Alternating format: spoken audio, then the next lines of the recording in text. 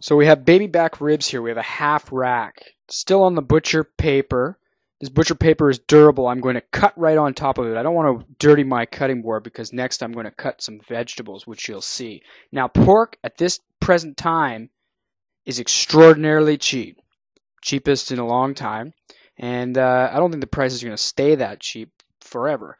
So I advise anyone, if they wish to save on their grocery bills and like pork, to do some stocking up and fill that freezer. Freezers operate better full anyway. So you notice how I'm cutting on this wax paper and nothing's going through. It's golden. I can move them around easily and I haven't dirtied anything because this paper is going to be disposed of afterwards. Here we have turnip. Now, my peeler that I have here is very sharp. It's a fairly good quality, and to be honest, peeling is something that discourages people from cooking. And so, in order to enjoy it more, you might say, I advise you to have a slightly higher quality or at least very sharp peeler because you'll be able to go through just about anything and you won't take as much skin or flesh as you would with a knife. So it's much more thrifty, if you will. You take as little as possible so you get as much out of your purchased vegetable as you can. So here we have our little baby turnips, and so far we have pork. And we're going to cook this all in the pressure cooker. Now I have kombu here. The green stuff is actually dried seaweed, ginger, and garlic. That's it. This is where the flavor is coming from.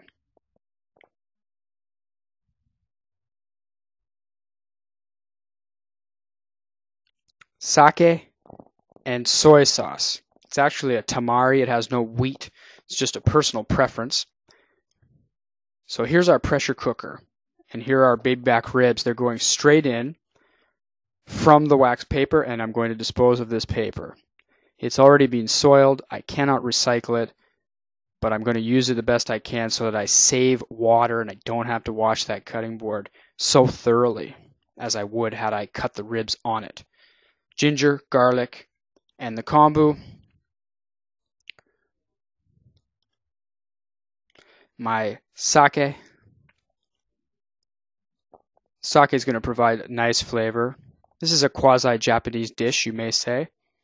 Sort of a stew, but because it's in a pressure cooker, we're really picking up the pace and we're going to save ourselves quite a lot of money on our electric bill. Those ribs are going to be extraordinarily tender. The turnips also. Here's our soy sauce. And so by achieving this tenderness more quickly, we're going to save on our electric bill.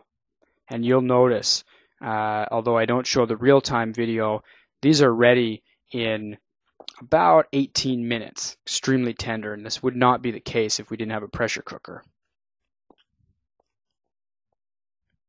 So sake, the turnips, the baby back ribs, kombu, garlic, and ginger.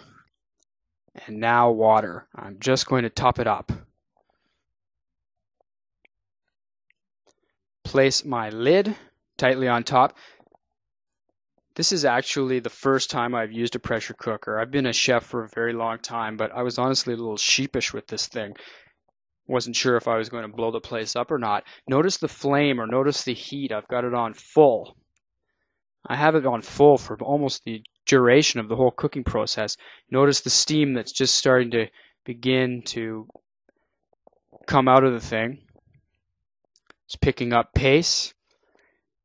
And the pressure cooker sort of pulses. It's intermittent, the release of the steam, and it allows the liquids to get to a much higher temperature than they normally would if it just had a regular lid on top.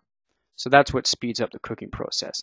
Here I'm releasing the pressure. I've cooked it for what I believe is long enough time. It turns out it was. And so I'm releasing the pressure safely, sheepishly.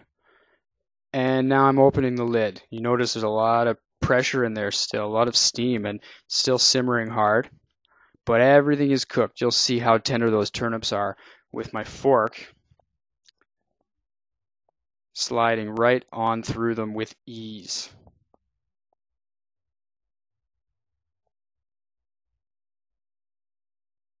So I've confirmed that everything is cooked. Normally these turnips would take about 3 times longer than they actually took to get to this stage.